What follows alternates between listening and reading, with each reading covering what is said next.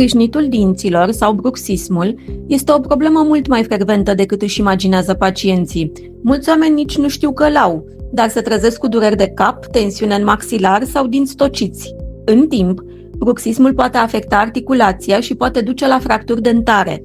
Vestea bună este că există soluții simple, precum butierele de protecție, care previn aceste efecte. Dacă recunoști simptomele, nu amâna consultul la medicul stomatolog.